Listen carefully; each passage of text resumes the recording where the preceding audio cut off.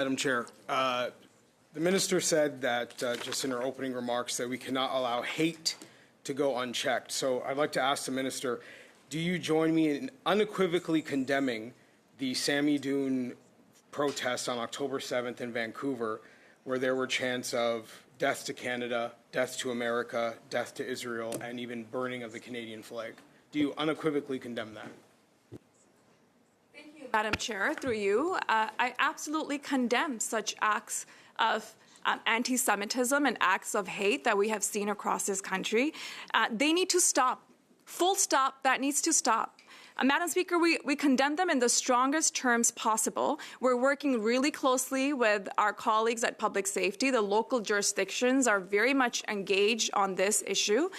And as I mentioned, we have been very proactive at the work that we have been doing. As I mentioned, Madam Chair, through you, we have put forward Canada's first ever action plan on combating hate.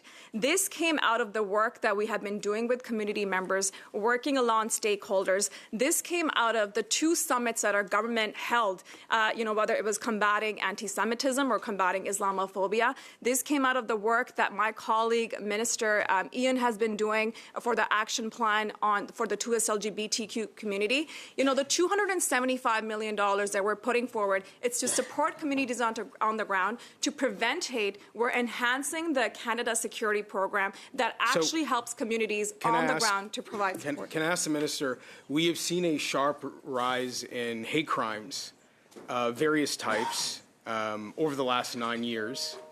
Some statistics measured at a 251% increase. Why isn't your anti-racism strategy reducing hate crimes as opposed to being inexistent while hate crimes are getting worse?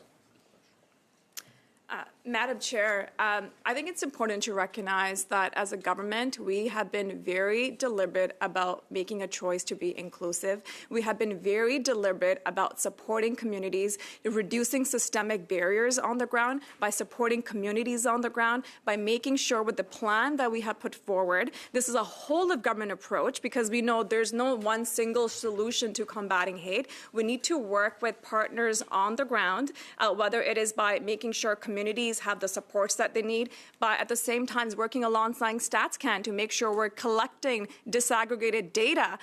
Also at the same time ensuring that our institutional readiness is available for our police forces. That's the work that's happening on the ground, the supports for victims and survivors. This is a whole of government approach that we have put forward to support Canadians. And I think it's important to also recognize it's been an extremely difficult time for many Canadians.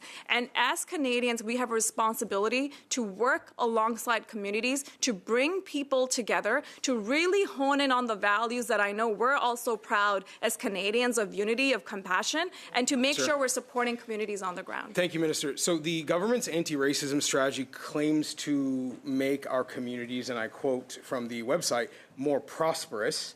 Since 2020, there's been a 134% increase in food bank usage in Ontario. Has your anti-racism strategy failed to make Canadians more prosperous? Madam Chair, through you, I think it's important to recognize the fact that when we got elected back in 2015, we made a very deliberate choice to be inclusive. You know, I fundamentally believe, and I've said this many times, diversity is a fact in Canada. It exists. But inclusion is a choice. And as a government, as liberal members of this House, we have been very deliberate about making that choice to be inclusive because we know when you remove systemic barriers for Canadians, we all win. We know when you support communities on the ground and empower them. You know, the example that I gave of a young man in Halifax that I met, Joshua, you know, because of the work that's happening on the ground that is enabling and removing barriers, getting people, you know, to get access to the supports that we are providing them, it's the reason why we're seeing amazing results in terms of economic empowerment of Canadians, and we're going to continue to do this work. Could I ask a clarifying question?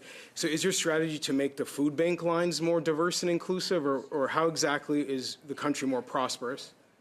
I reject the premise of that question, Madam Chair. As I mentioned in my remarks earlier, Canada's anti-racism strategy is to ensure that every single person, regardless of how they look, regardless of how they pray, regardless of who they love, that they have equal opportunities to contribute to the Canadian society and to be able to do it in a successful way so that they can continue to grow. That is a responsible way that we include people. I will always say, when we include people, whether it is in our government, the diversity that exists, whether it is in businesses, whether it is in our institutions, we all win, because that's the beauty of Canada, and those are the values that I know that we all agree makes us who we are as I'm Canadians. not sure the Canadians lining up in food banks would think they're winning as part of the government strategy, but to move on, do you believe that part of your responsibility would be to remove some of the economic challenges facing Canadians of all races and backgrounds, perhaps even advocating for an end to the carbon tax, which is driving up the cost of living? Madam Chair, I want to give one example. Because of the work that we have been doing, I'll give you an example of the Black Entrepreneurship Program. Because of that is yielding has supported more than 16,000 businesses, Black entrepreneurs across this country to be able to get into markets that they have never been able to get into before, because of the work that we're putting in to support communities on the ground. Thank you. And now I go to the